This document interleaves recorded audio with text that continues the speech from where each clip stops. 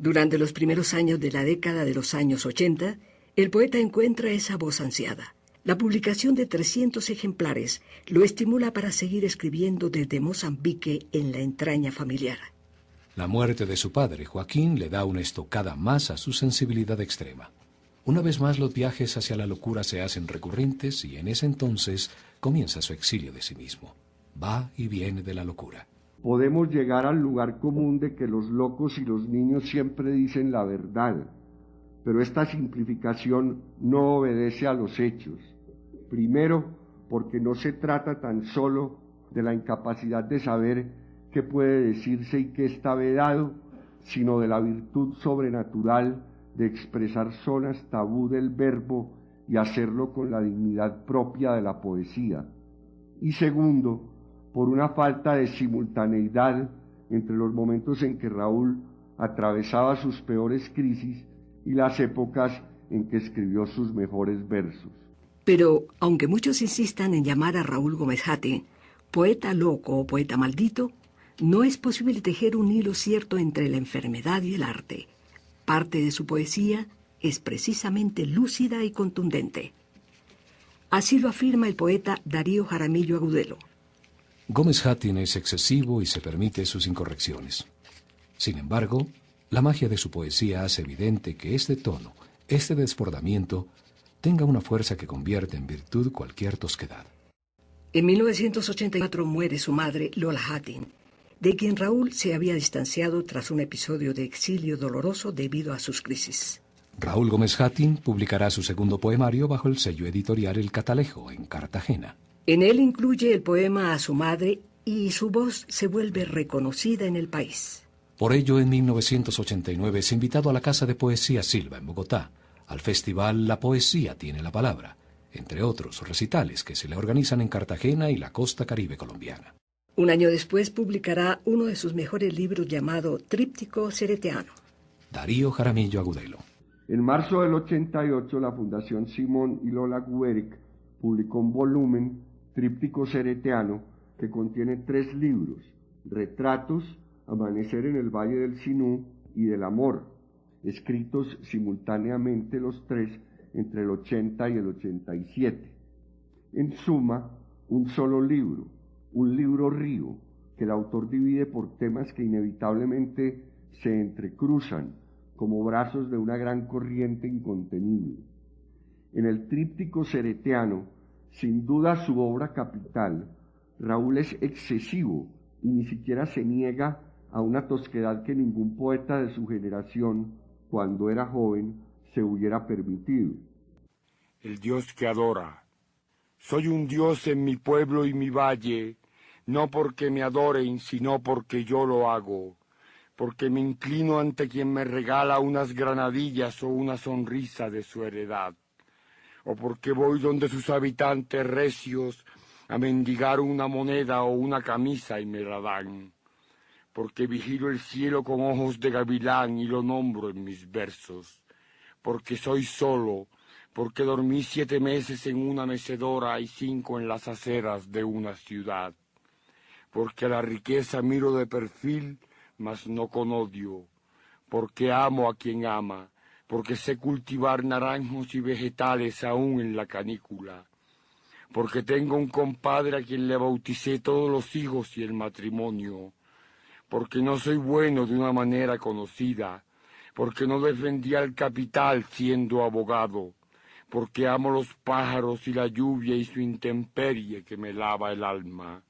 porque nací en mayo, porque sé dar una trompada al hermano ladrón, porque mi madre me abandonó cuando precisamente más la necesitaba, porque cuando estoy enfermo voy al hospital de caridad, porque sobre todo respeto solo al que lo hace conmigo, al que trabaja cada día un paga amargo y solitario y disputado, como estos versos míos que le robo a la muerte.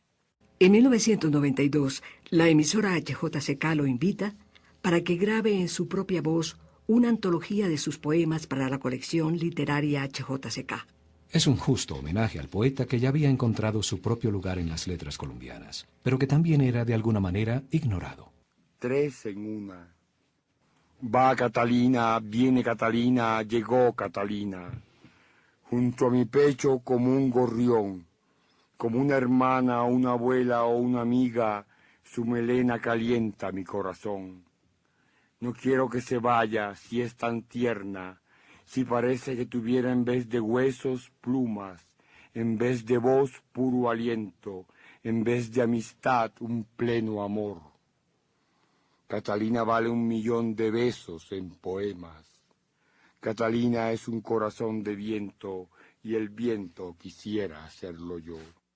La publicación del tríptico cereteano consolida la obra del escritor y le da una nueva relevancia nacional.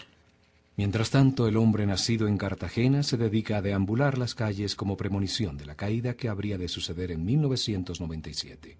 En el entretanto, Raúl Gómez fue publicando libros como Esplendor de la Mariposa, cuya portada jamás le gustó y que desdibujó alguna parte de la fuerza de su poesía anterior.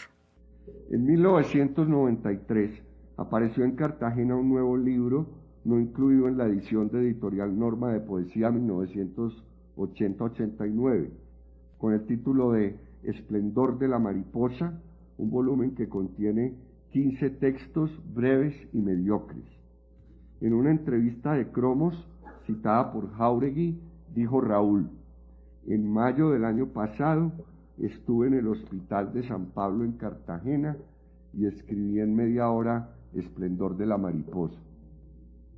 Francamente, y sin ninguna ironía, me parece que se demoró mucho rato para componer estos textos tan exangües.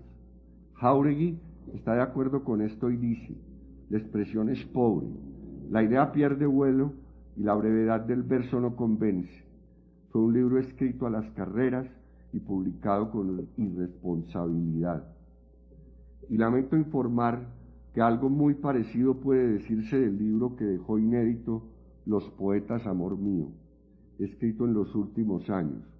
Poemas sin fuerza, poemas sin ritmo, poemas balbuceados en escasos momentos de una lucidez fatigada, apenas suficiente para tratar de sobrevivir, una lucidez que ya no alcanzaba para esos borbotones verbales que antes había volcado en su escritura.